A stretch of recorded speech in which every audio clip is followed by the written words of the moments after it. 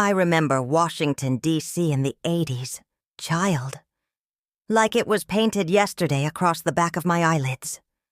The city had a rhythm all its own back then. Cars honking, men in suits rushing down K Street, and the faint smell of roasted peanuts drifting from street vendors near Union Station.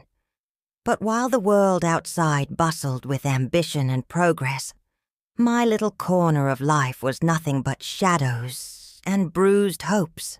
I was only 11 when she entered my life, the woman who would test every ounce of strength inside me, my stepmother. To this day, I can still hear the sound of her heels clicking on the hardwood floors the first time she walked into our townhouse in Northeast D.C. Click, click, click. Each step was sharp, decisive, like she already owned the place, and us with it. My mother had passed away 2 winters before that. Pneumonia. Hospitals were colder then, less forgiving. I still remember standing beside my father in that sterile white room, her hand slipping out of his, her chest rising one last time. She had been warmth, laughter, gospel songs in the kitchen on Sundays, and just like that, she was gone. My father was broken. He tried to keep us together, me and my younger brother, Joseph. But grief hollowed him out. He worked long hours at the post office, came home late and sat in silence. The house felt emptier by the day. And then came Claudia. She was everything my mother wasn't. Where Mama's voice was soft as honey, Claudia's was sharp, metallic, like a knife scraping across glass. Where Mama's touch healed, Claudia's pinched. She had beauty. Yes. Tall, with slick auburn hair and lipstick so red it looked like it had been stolen from fire. But behind that, beauty was a cruelty that could freeze your blood. I remember the first dinner we had together.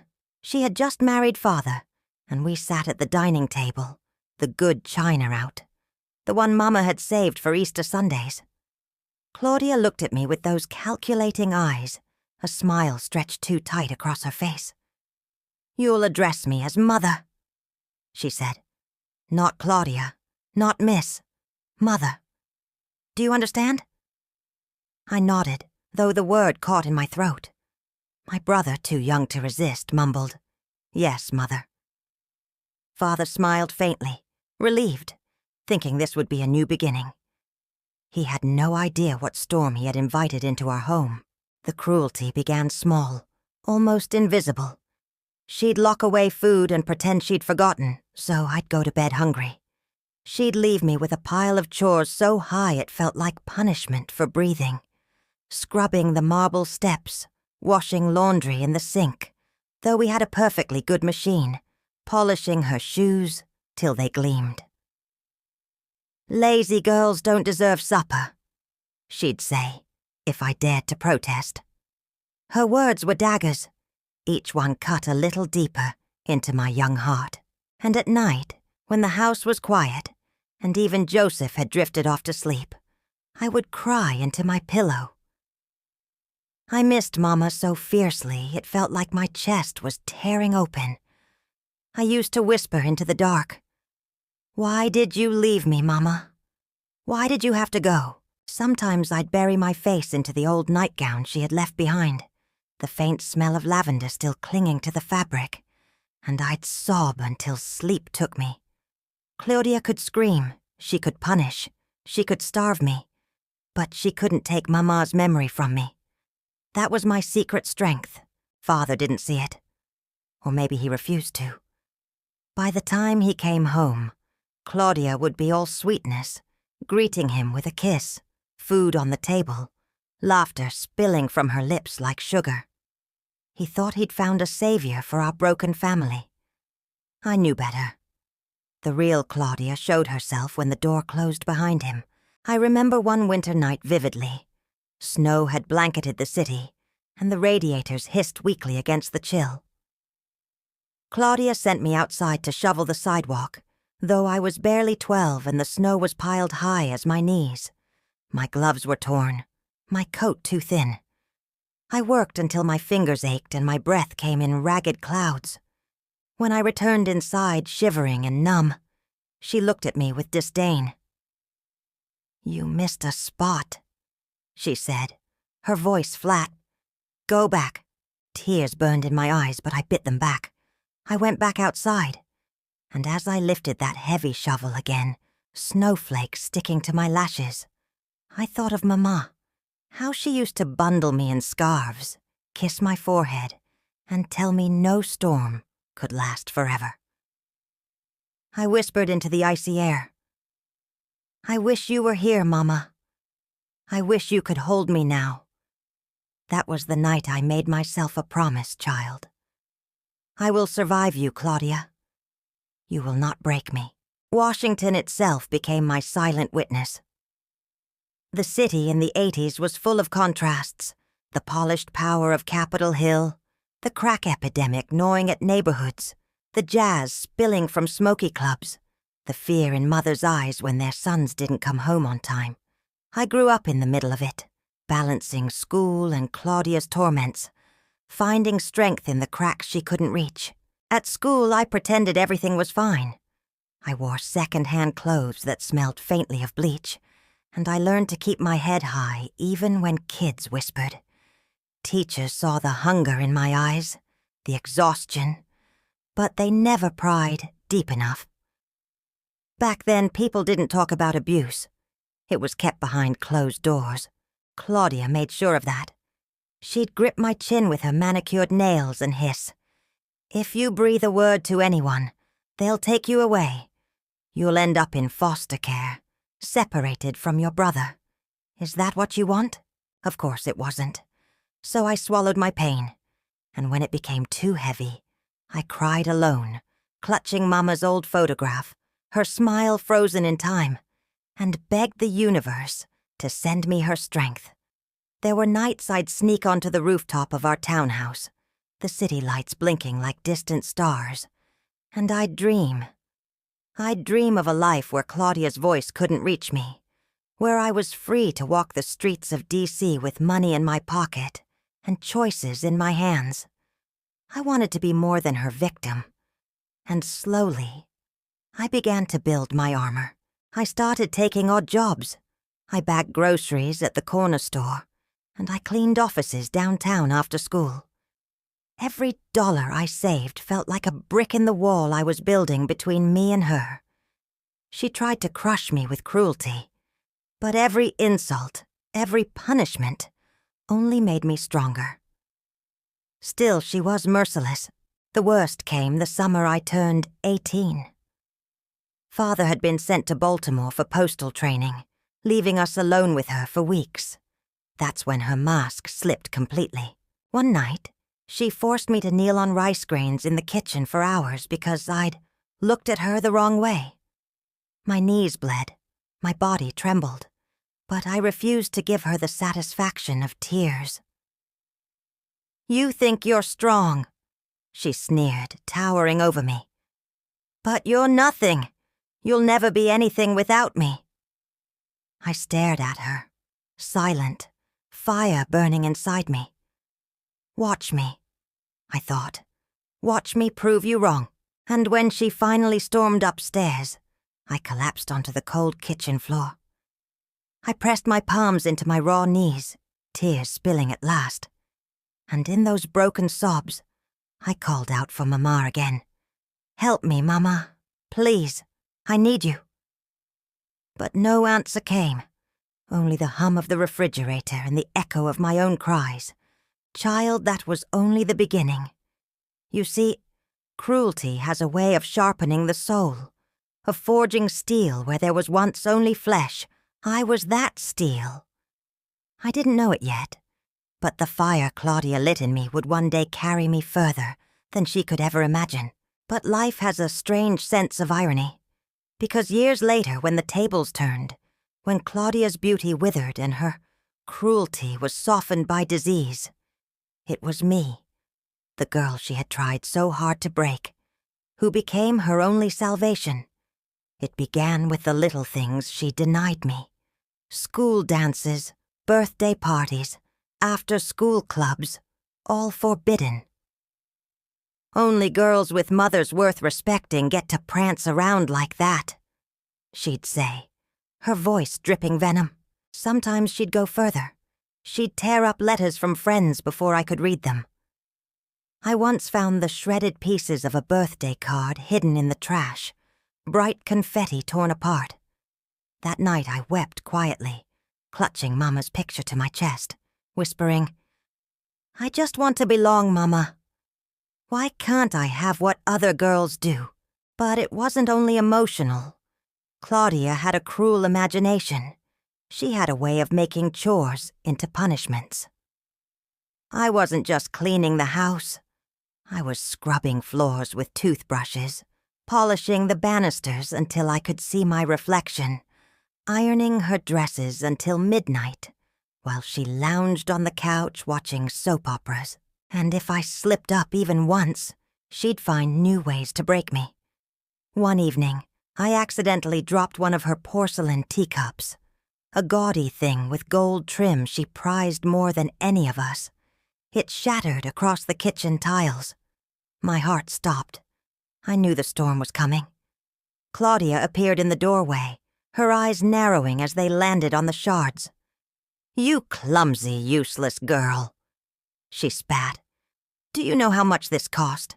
Before I could answer, she grabbed my wrist and yanked me toward the mess. "On your knees. Pick it up with your hands.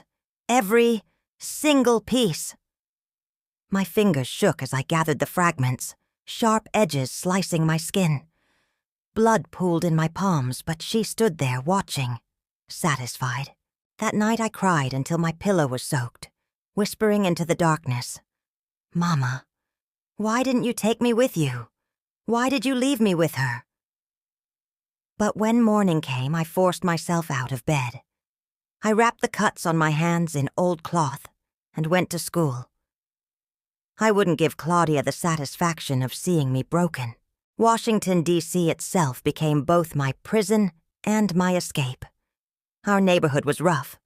Sirens at night, boys hanging on corners with glassy eyes, mothers clutching their children tight. But beyond those cracked sidewalks lay another D.C., gleaming office buildings, bustling markets, the Smithsonian museums where tourists walked free and happy. I used to gaze at those people, imagining what it would be like to live in a world untouched by Claudia's cruelty. Sometimes after school, I'd take the long way home, walking past the monuments, their stone faces eternal, unbending. The Lincoln Memorial especially gave me courage. I'd stand at the steps whispering to myself, "One day, I'll be as unshakable as this. One day she won't be able to touch me." It was around then that I began my secret survival. I discovered that every hour I spent outside the house was an hour of freedom. So I looked for work. After school, I'd bag groceries at the little corner store on H Street. On weekends, I cleaned offices with a neighbor's cousin, scrubbing desks and emptying trash cans for a few crumpled bills. Claudia didn't know. I hid the money in an old tin under a loose floorboard in my room. Every dollar was a step closer to independence, a brick in the wall I was building between us. I told myself when the time comes, I'll walk out of here, and she'll never be able to stop me. But secrecy had its costs. There were nights I came home late from work, exhausted, my shoes thin and my stomach empty. Claudia would be waiting, her arms crossed, her lipstick smudged from a night of drinking. "You think you can just come and go as you please?" she'd sneer. "This is my house, my rules." Once, she slapped me across the face so hard my ear rang. "Don't you dare think you're better than me." I didn't cry, not in front of her. But when I climbed the stairs and shut the door behind me, the tears came hot and fast. I'd bury my face in Mama's old nightgown, inhaling the fading lavender scent, whispering, "Mama, I miss you so much. Please, please give me strength." And in those moments, child, I felt her. Not in body, but in spirit. Like a whisper in my ear, "Hold on, baby girl. Just hold on." Joseph, my little brother, was too young to fully understand, but he saw more than I wanted him to. Sometimes he'd slip into my room, curl up beside me, and whisper, "Don't let her win." I'd hold him tight, my tears soaking his hair, and promise I won't. But inside I was scared. Scared that Claudia was right, that I'd never be anything, that I'd always be the broken girl on her knees, bleeding, begging for a scrap of kindness. The summer of 1984 tested me in ways I'll never forget. Father was sent to Baltimore again, leaving us alone with her. That's when Claudia unleashed her full cruelty, unmasked, unchecked. She'd wake me at dawn with a bucket of cold water if I wasn't up fast enough. She made me kneel on rice for hours, my knees blistered and raw. She once locked me out of the house in the rain, my school books drenched, and my uniform clinging to my skin. "Maybe the storm will wash the stupidity off you," she laughed through the window. I huddled on the porch, shivering, tears blending with rain. I whispered again and again, "Mama, I wish you were here. I can't do this without you." But deep down, a tiny voice answered, "Yes, you can. You must." It was that summer that hardened me. I stopped looking at myself as a victim. I began to see myself as a fighter, forged in fire. Every bruise, every cut, every insult became fuel. I swore to myself, one day, I'll rise. One day she'll see me stand taller than she ever dreamed possible. And though I didn't know it then, child, that promise would carry me out of the darkness and into a life Claudia could never control. But fate has a cruel sense of humor. For even as I built my freedom, life was already planning the twist that would bind me to her forever. By the time I turned 18, child, I had learned the art of survival.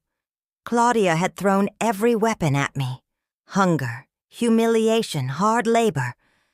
But instead of breaking me, she carved me into something harder, sharper. I was no longer just the frightened girl crying into her pillow at night. I was a young woman with fire in her eyes and a plan in her heart. Graduation day should have been a moment of celebration. My classmates laughed and hugged, caps flying into the humid D.C. sky. Parents snapped pictures, mothers cried happy tears, fathers clapped proudly. But in my corner of the bleachers there was only Joseph, clapping furiously for me, his smile brighter than the sun.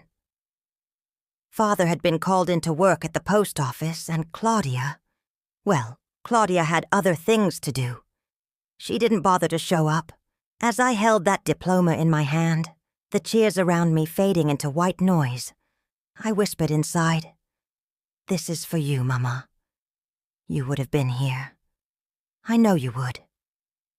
Tears stung my eyes, but I swallowed them back. This wasn't the time for weakness. After graduation, most girls my age were thinking about college or boyfriends or summer vacations. Me. I was thinking about rent, groceries, and escape. I picked up extra shifts at the corner store, worked nights cleaning law offices downtown, and on weekends I babysat for a family in Georgetown who thought I was remarkably responsible for someone so young. If only they knew. Claudia tried to interfere. She hated that I was never home, hated that I came back late with calluses on my hands and money in my pocket. "You think you're grown?" she sneered one night as I set a brown envelope of earnings under my mattress. "You'll never make it out there. The world will eat you alive." I looked her straight in the eyes for the first time. "It won't be worse than living here." Her hand twitched like she wanted to strike me, but I didn't flinch. For the first time, I saw a flicker of something in her gaze. Fear. She knew I was slipping from her grasp. Washington itself became my training ground. I learned how to ride the metro late at night, how to keep my eyes sharp in rough neighborhoods, how to stretch $1 until it sang. I'd walk past the White House, the marble glow of its pillars cutting the night sky, and remind myself this city may not know my name yet, but one day it will. I was no longer just existing. I was planning. The first time I moved out, it was only a room, a cramped studio apartment above a laundromat on Florida Avenue. The walls were thin, the heat pipes rattled, and roaches scurried across the floor if I wasn't careful. But it was mine. I'll never forget that first night. I lay on a mattress on the floor. No sheets, no furniture. Just me and the hum of the city outside. For the first time since Mama died, I felt free. I cried. Yes. But these were different tears. They weren't the helpless sobs of a child begging for comfort. They were tears of release, of finally breaking the chains. I whispered into the dark, "Mama, I did it. I made it out. I'm free." But freedom didn't mean ease. Rent was due every month, and groceries didn't buy themselves. I lived on ramen noodles, day-old bread, and whatever leftovers the corner store manager let me take home. My shoes had holes. My clothes were thin. But I kept going. Every hardship I faced, I reminded myself, it's still better than her house. Claudia didn't take my leaving well. She'd call sometimes, her voice dripping with venom. "You think you're some big shot now? Living in that rat hole like a queen?" I learned to hang up without answering. The power of silence.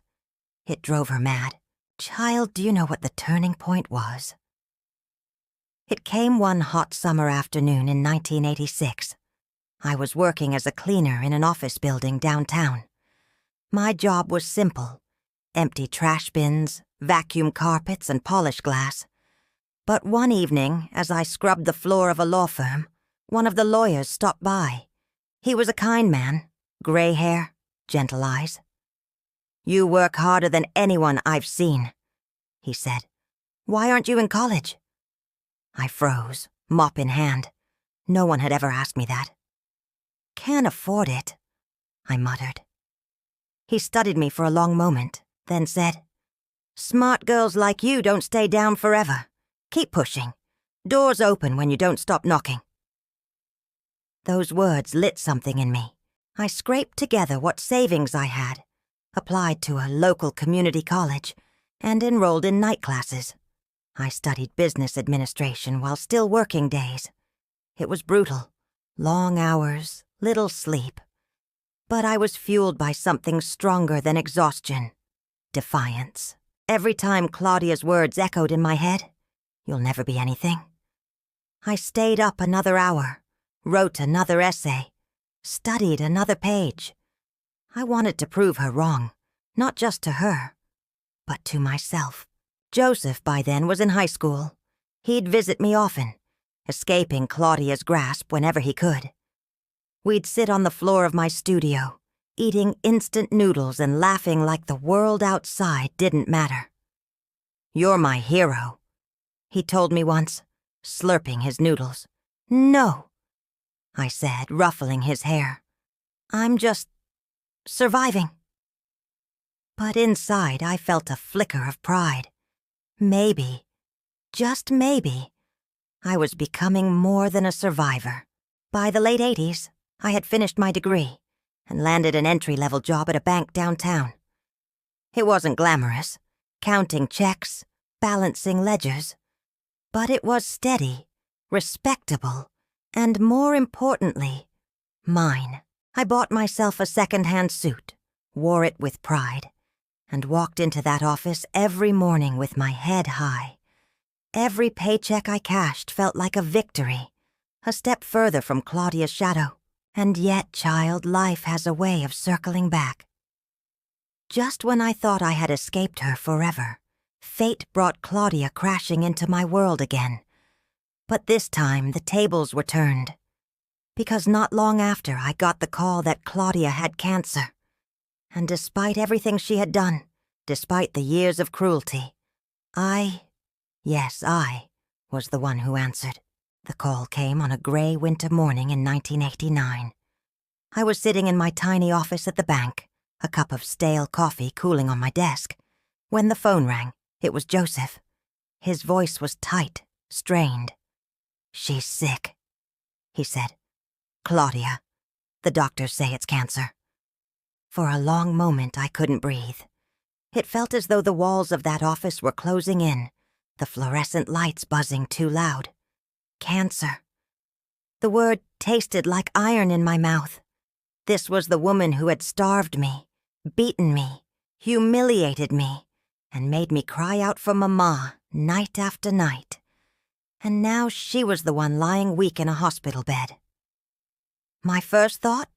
Good. Let her suffer. But then Joseph's voice cracked on the line. "She doesn't have anyone else." And that, child, was the cruel irony. Because despite everything, despite all the nights I had prayed for freedom from her, the only person left strong enough to face her was me. When I walked into that hospital room, I barely recognized her. Gone was the towering figure with her fiery lipstick and sharp heels. The woman lying in that bed was small, shrunken, her skin gray, and her hair thinning from treatments. She looked up at me with hollow eyes, and for the first time in my life I saw not power, not cruelty, just fear. "You came," she whispered, her voice thin as paper. I stood there frozen, every memory of her punishments flashing before my eyes. The rice on my knees, the bloody cuts from shattered porcelain, and the nights locked out in the rain. My fists clenched at my sides. Part of me wanted to turn and walk out, leave her to the same merciless fate she had given me. But I didn't. Something in me, maybe Mama's spirit, maybe my own hard-earned strength, wouldn't let me. "I came," I said. Taking care of her was the hardest thing I have ever done. Harder than the beatings, harder than the hunger, harder than any night I cried myself to sleep as a child. Because now, the roles were reversed. She was the one in pain. She was the one weak and begging for mercy. And I was the one with the power. Every time I lifted her frail body, every time I fed her spoonful of soup, every time I sat by her bedside while she moaned in agony, a war raged inside me. Part of me whispered, "Let her rot. She deserves it." But another part whispered louder, "Mama would not want this. Mama raised you better than hate. And so, child, I chose mercy, not for Claudia, but for myself. Because forgiveness, I realized, is not about freeing the other person. It's about freeing yourself. I worked days at the bank and nights caring for her. Paid for her medications when insurance didn't cover them. Sat through appointments where doctors spoke in grim tones. Held her hand when the treatments burned her from the inside out. She would look at me sometimes, eyes glassy with tears. "Why?" she'd whisper. "Why are you here after everything I did?" And I'd answer the same every time. "Because I'm not you." One night, near the end, she broke down completely. "I was jealous of you," she confessed, her voice trembling. "Jealous of how much your father loved you. Jealous of the way you reminded him of her, your mother. I wanted to erase her from this house, from him, from you. And I took it out on you. I'm sorry." The word hung in the air like a fragile thing, too late, too small to erase the scars. But hearing it, even once, softened something in me. I cried that night, child, not for her, but for the little girl I had been. The girl who had cried into her pillow begging for Mama. The girl who thought she would never be more than a victim. I wept for her, and I told her, inside myself, we made it. We won. She can't hurt us anymore. Claudia didn't last much longer after that. The cancer spread fast, devouring what was left of her. When she finally passed, I stood at her bedside, her hand limp in mine, and felt Peace. Not joy, not grief. Just peace. I had given her what she never gave me. Dignity in her final days. And in doing so, I had freed myself from the chains of her cruelty. Child, that's the irony of life. The woman who tried to break me became the reason I discovered my own strength. And when she fell, it was me. The girl she starved, beat, and belittled, who stood tall enough to carry her through the fire. I survived her cruelty. I survived the nights of hunger, the punishments, and the loneliness. And in the end, I survived something even harder, facing her with compassion. That is what makes us stronger than hate. That is how we win.